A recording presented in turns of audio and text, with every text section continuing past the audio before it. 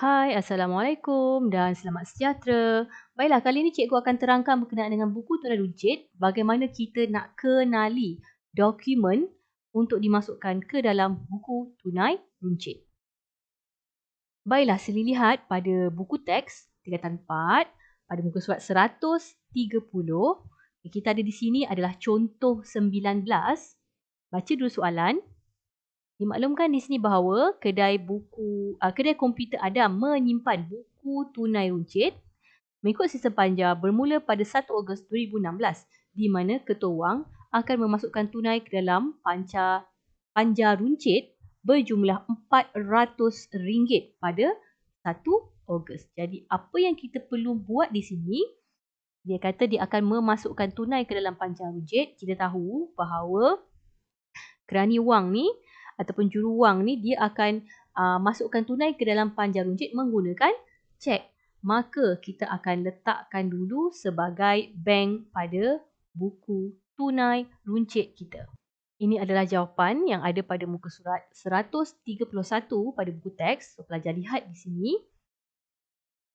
Pada 1 Ogos, kita dah masukkan bank di sini sebanyak RM400 di bahagian penerimaan. So ingat bila panja ni mulanya nilai yang sama, pada akhir nanti pun akan dapat nilai yang sama. So kita bermula dengan nilai RM400 sebab dia baru memulakan perniagaan, baru memulakan buku tunai runcit berdasarkan sistem panja, maka dia tak ada baki.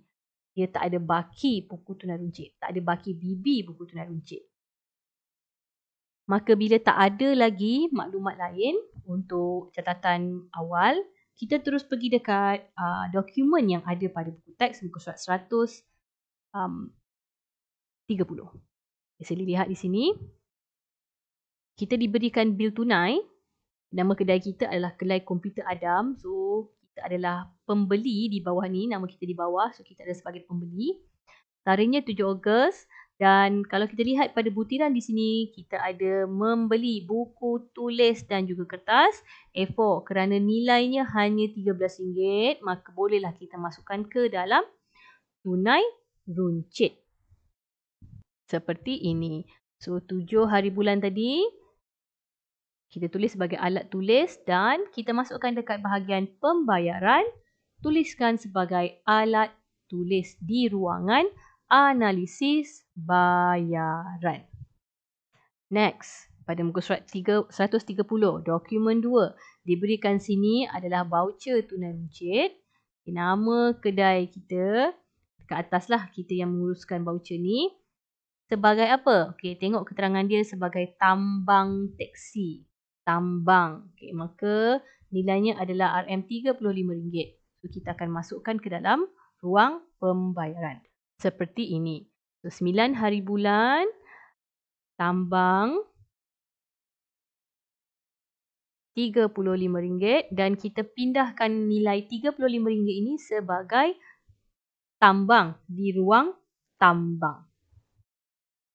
Baiklah, pada muka surat 131, dokumen seterusnya, kita ada slip daftar tunai. Okey, slip daftar tunai ni untuk apa? Okey, kita lihat kat sini.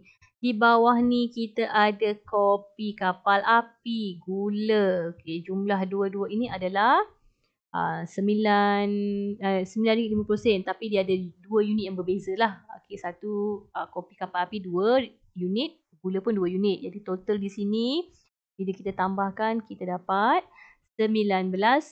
Kita ambil nilai yang jumlah jangan ambil nilai tunai. Nilai tunai ni maksudnya duit ni RM19 harga dia, tapi dia tak ada duit kecil, maka dia bayar dengan cash sebanyak RM20.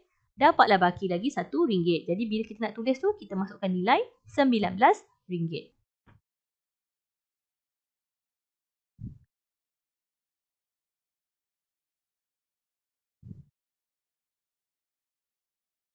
Kita teruskan dengan tarikh seterusnya iaitu 29 Ogos. Kita ada 29 Ogos. Kita ada 29 Ogos. Okay, di sini dia kata asam pedas buah. Okay, total dia kita ambil jumlah iaitu RM22. Maka kat mana kita nak letak? Okay, di mana kita nak letak? Di bahagian makanan dan minuman. Okey, cikgu tertinggal 27. Okey, nanti kita kembali. So, ini RM22 kita masukkan dekat pembayaran dan kita masukkan dekat belanja pejabat. Sebab ni orang-orang pejabat nak makan ni. Dan yang kita tertinggal tadi adalah pada 27 hari bulan iaitu mencuci pejabat. So, ini RM50 nilai dia. Maka tak susah. Kita terus masukkan saja di dalam bahagian ini sebagai upah mencuci RM50 dan kita masukkan dekat belanja pejabat. So, kalau pelbagai ni tak ada apa-apa perlu diisi, tak perlu isi. So, jangan khawatir. Tak semestinya setiap item yang dia tulis ni mesti wujud dalam ruangnya ini. Kalau tak ada, tak adalah. Okay? Kalau tak ada, biarlah dash saja. Ataupun biarkan dia kosong.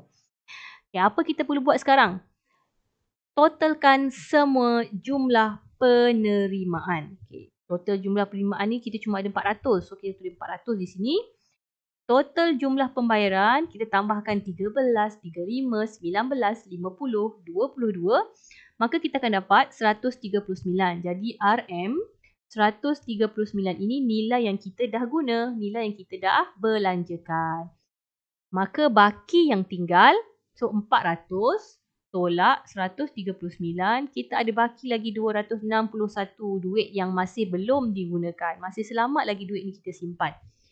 Sebab itulah kita tulis dia, okay, pada 31 hari bulan. Sebab Ogos ada 31 bulan Ogos ada 31 hari. Okay, Ogos ada 31 hari. Maka kita tulis hujung bulan dia iaitu 31 hari bulan.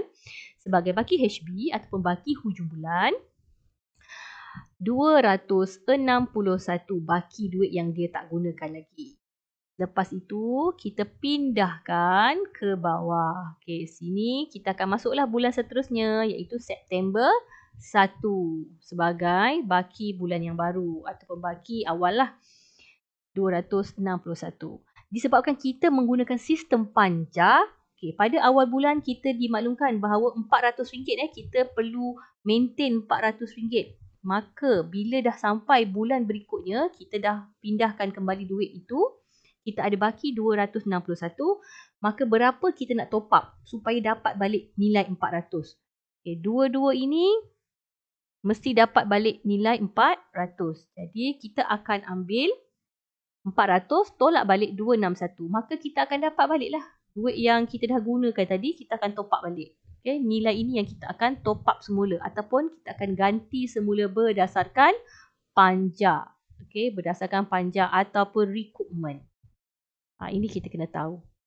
Dan yang paling penting, nilai yang kita jumlahkan bagi setiap analisis pembayaran mestilah sama dengan nilai yang ada di dalam ruang pembayaran yang telah kita gunakan. So, 91 tambah 35 tambah 13. So, dia mesti akan dapat balik nilai yang 139.